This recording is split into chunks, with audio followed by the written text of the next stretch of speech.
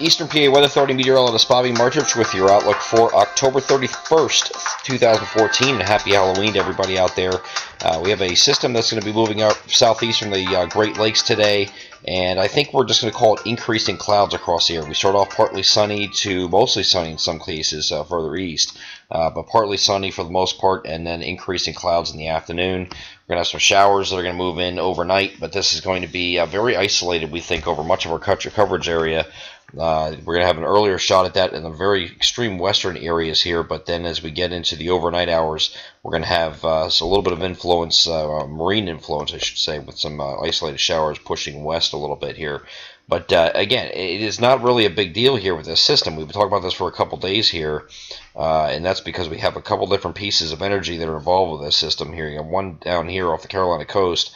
This system here itself is going to dive down to the Carolina coast and trail this system here, so they're not going to link up until they gets way up here in the into the Gulf of Maine. So really not looking at anything a big deal or any much influence in our area other than the wind factor that's going to be increasing from Saturday night and Sunday. But it doesn't look like it's going to be a big deal here. Here's the one system.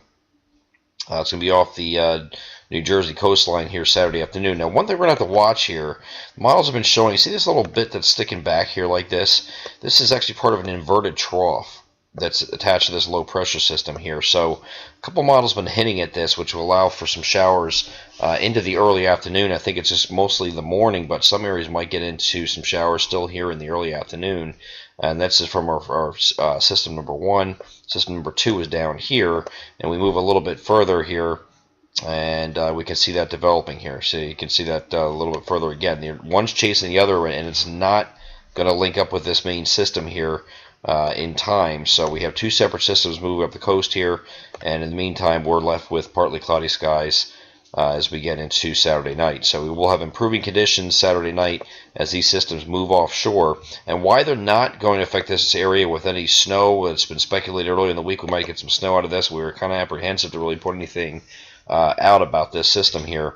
Here's your jet stream. Here's your big trough. And it's sitting here like this. Now this becomes a cutoff low. Cutoff because over the top here, this is where your cold air source is, and you have this northern stream energy running out ahead of this system.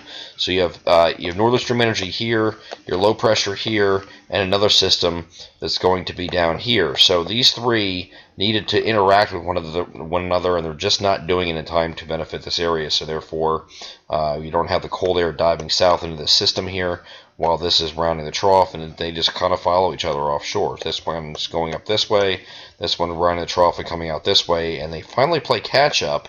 But again, it's not going to affect this area at all because it's not going to be. They're not going to meet up in time. There will be some snow up here in the eastern part of Maine again, and then as we get into go a little bit further here, you see these systems just start interacting here on Sunday, but that is when it's way up here in the Canadian Maritime. So not a big deal. I do want to back up a little bit here, though, because I want to show you there's going to be a increase in the wind. That's going to be our biggest concern for this area here. High pressure sitting here over the Ohio Valley. Low pressure offshore. The difference between the two creates a pressure gradient in between, and these tight isobars here are very close together. So we're going to have winds are going to be increasing beginning Saturday night and lasting into Sunday here, and winds are going to be about 30 miles per hour during the day on Saturday, and then we're going to get up into about the 35 to 40 range as we get into Saturday night. Wind gusts could be up to 45 miles per hour on Sunday until the system pulls away. So here, we're going to the next frame here. Here is a look at Sunday morning, and here you can see those isobars still very tightly packed here. So you're going to have these winds that are going to be howling just with these the isobars very close together. And that's going to allow for some of those wind gusts up to 45 miles per hour again. High pressure still sitting over the Ohio Valley at 1,030 millibars, and then low pressure sitting offshore at 994. The difference between the two in close proximity creates that wind differential, or the pressure gradient. So once we get past the wind on Sunday, even though it's going to be a nice day, you still have to deal with that wind on Sunday, and then we get into Monday. It's going to relax a little bit as high pressure settles over the region.